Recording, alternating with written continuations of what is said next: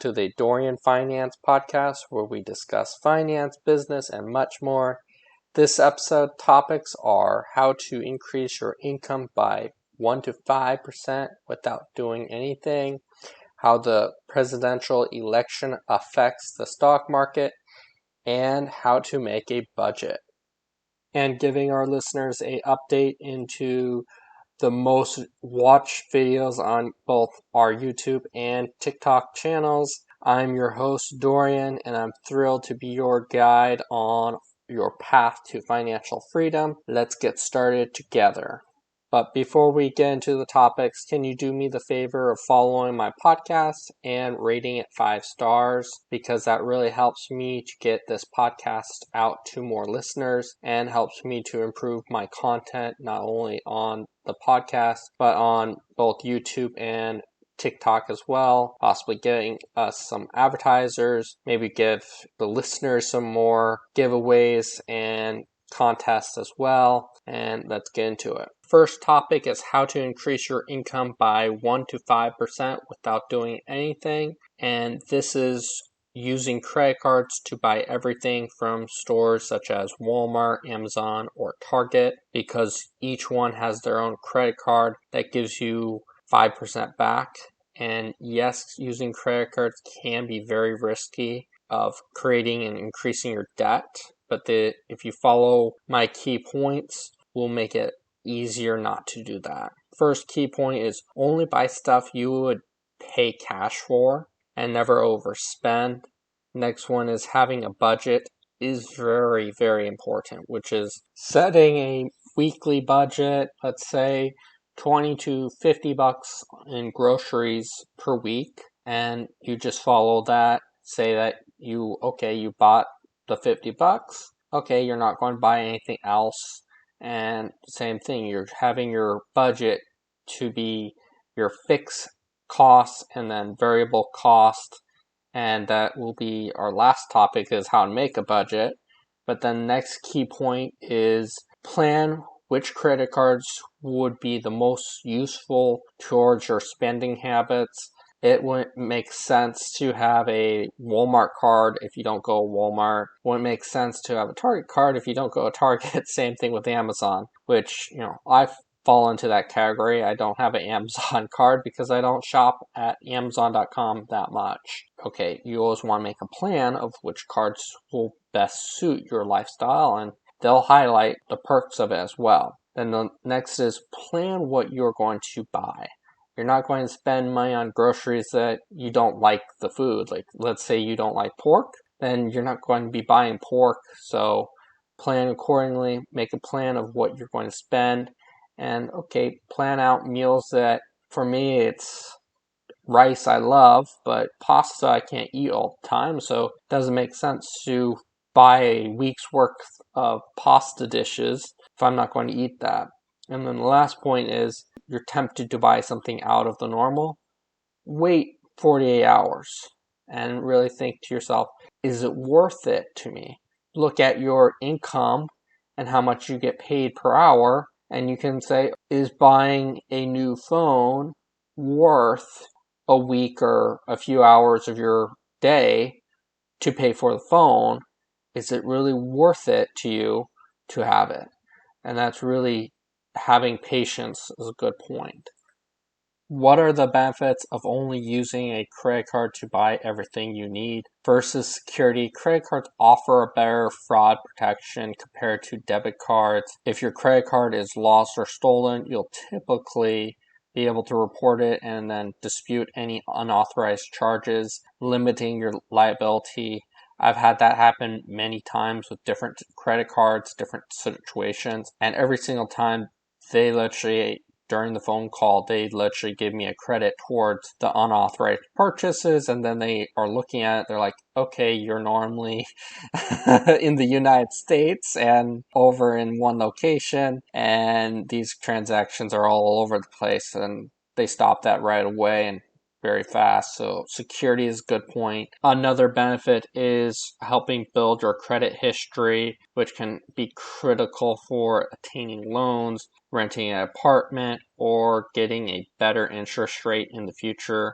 And that is crucial, and that's why I started actually having credit cards, is to build my credit history. And then, like this whole topic is about, is the rewards and perks of many credit cards. Programs can give you cash back, airline miles, which I haven't really done that, and then many other cool things, and you look into that. And really, whichever credit card you get, I have a blog post which I will link to in the show notes in the podcast, but I look for credit cards that have zero annual fees, so I get the perk of the 1 to 5% and no fees or drawbacks as long as I pay off my balance in the full month. And for me, also, the benefit of having credit cards is potentially using the credit cards as a emergency fund, or in my case, I believe in using credit cards as a backup for my emergency fund for unexpected expenses, kind of like my pet is going to have surgery and I'm going to be paying out of pocket for that. And feel free, if you like this topic or you have questions on this topic of how to increase your income without doing anything, or about credit card perks, please comment below, or I also have a link to my social media as well, or my YouTube or TikTok, and you can ask me questions there. Now to get into topic number 2, how presidential elections affect the stock market. And to be honest, I haven't looked into the history of every single presidential election and how it affected the stock market. However, I've pretty much been looking at it for the last couple of elections, the ones with Obama, now with Trump, and the one coming up with Trump and Joe Biden as well again. And we'll get into some of what the presidential election does, and we're going to explore the impact of uncertainty, political change, the economy outlook, and more.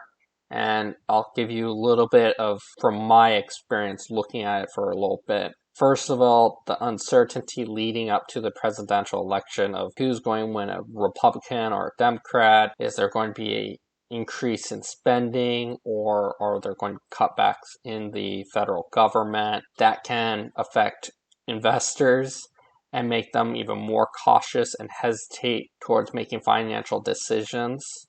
And I have an example of uncertainty for, let's go back to Hillary versus Trump.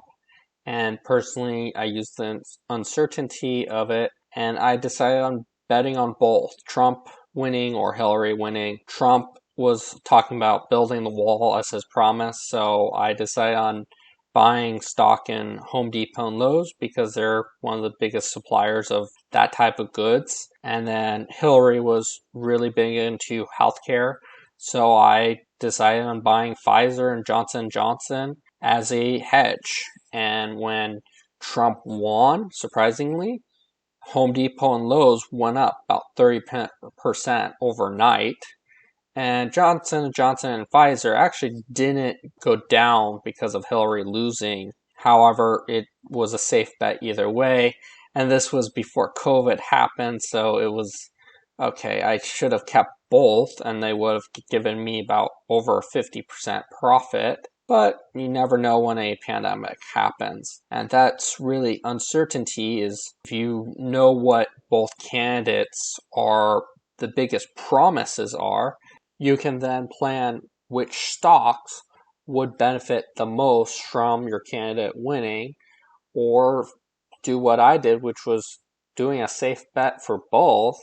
And if your candidate loses, you'll profit anyways because you bet on both, and then you can sell off the one that's not going to do the best. And again, like in my example, Pfizer and Johnson & Johnson could have been a good stock to have kept back in 2016, but you never know.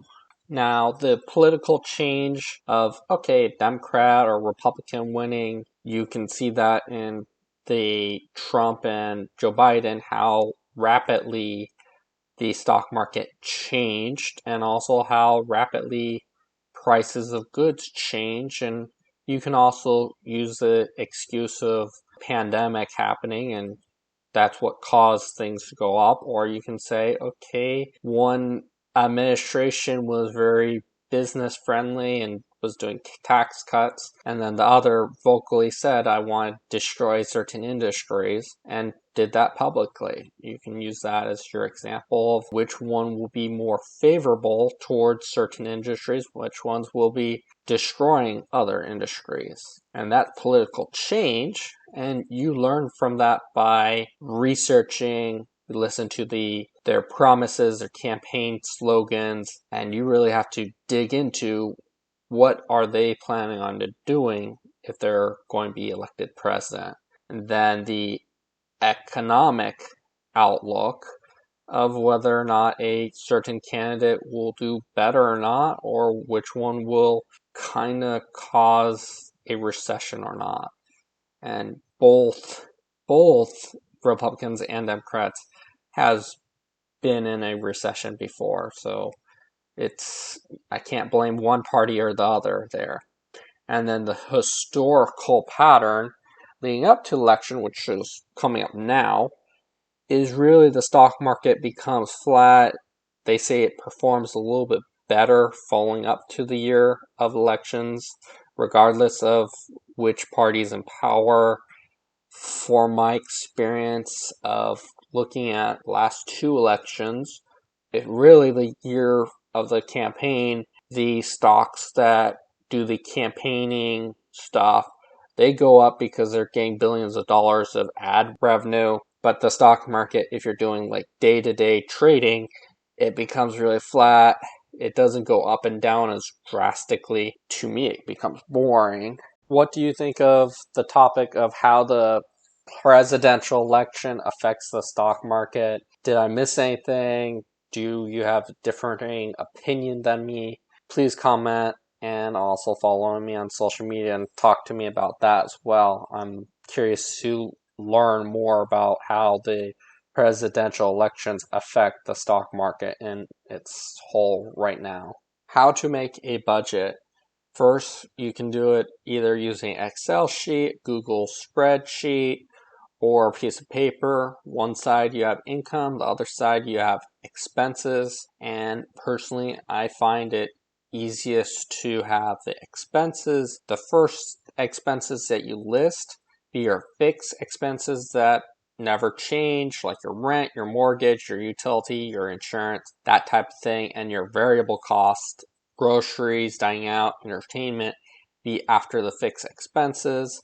After you list all your expenses, and you also, on the other side, you list your income, all your incomes, you calculate your monthly income after taxes. You track your expenses, which I just said, your fixed expenses and your variable expenses, and you categorize your expenses, putting them in groups such as housing, transportation, food, entertainment, debt payments, savings, and so on, so you know what you're spending on per month, a percentage of what you bring in. And then you set your financial goals, short-term and long-term. Maybe it's a vacation every month. Long-term, maybe having a house or paying off your house, having cars, that type of thing. Then you allocate your income based off of your goals and your expenses to each of these categories, and you figure out whether or not you can spend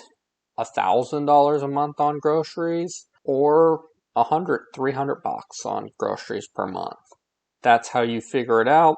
You adjust your spending and you compare your allocated amount to your actual expenses, and then you identify areas where you can cut back or reduce your spendings, or maybe you can't afford to go to Starbucks every single day for your cup of coffee in the morning, and you find out better ways to do it and enjoy life at the same time. Create a savings plan and an emergency fund. Set aside a portion of your income for savings. Aim for about at least 10% of your income, and adjust that percentage based off of your financial goals. And also have a emergency fund. I like Dave Ramsey's idea of about $1,000 emergency fund. And then you monitor and track your budget.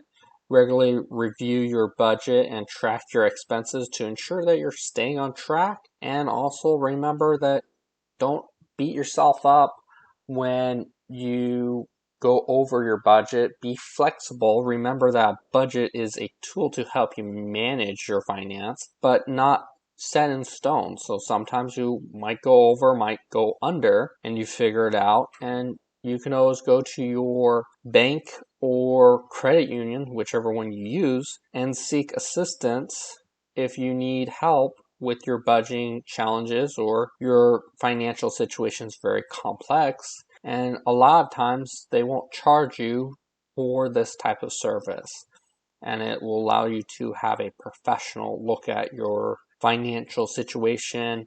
Maybe they'll have other areas or ideas to help improve your budgeting style. And it's also, as you're doing this, like I already said, budget's not set in stone. Be flexible, and it's also trial and error, and you slowly but surely improve it. And if I missed anything on how to create a budget, or you have anything to add, or if you appreciate this, please comment below what you thought of this part of the podcast. And if you like the podcast, please rate it 5 stars and follow my podcasts. Now, this part is the most watched videos on my YouTube channel, and they'll be listed in the show notes as well if you want to look at them. And first place was, should you take personal finance in college, with 535 views, which I did because the channel is about personal finance. I took personal finance in college, and it did help quite a bit. It didn't go as depth as I would want. And then next one was how to pick the best credit card, with 188 views, which I thought that one would actually do better than the personal finance video. But again, it was a nice one. And then surprisingly, the video I did, which was renting versus owning real estate discussion, I didn't expect it to do as well as it did, which was 155 views. And again, there's sometimes when renting is actually more ideal than owning real estate, depending on your location. Now, what do you think of those 3 videos, topics? Please comment on those videos. And what else do you think I could have done better to improve my YouTube views? Now for my most watched videos on TikTok, which, comparing them to YouTube, it's kind of ridiculous how much views you get on TikTok versus YouTube. Number 1 actually had 829 views, and the video was financial things I wish I did when I turned 18, which got a lot of views. I was expecting someone to comment more on this, on the ideas of, okay, opening up a credit card, having your own checking account, possibly getting your own business or getting a job, getting your feet wet, that type of thing. And then another video that actually surprised me on how many views it got was how Forex trading works, with 791 views, which shocked me how many people are interested in Forex. And even to this day, I haven't gotten fully involved in Forex, even though my father told me about how it's potentially more lucrative than the stock market or crypto. And then last place was the longer version of the financial things I wish I did at 18, with 768 views, which I guess that topic was very popular for even the longer video to get a lot of views. What do you think of the most viewed videos on my TikTok now? The 3 videos, comment on each of them. And also, what do you think I can do better to improve my TikTok as well? Thank you for listening to the Dorian Finance Podcast, where we discuss finance, business, and much more. I'm Dorian, and I'm your guide on your path to financial freedom. If you have listened to this point, please follow my podcast and rate it 5 stars, because that helps me. Thank you, thank you, thank you, thank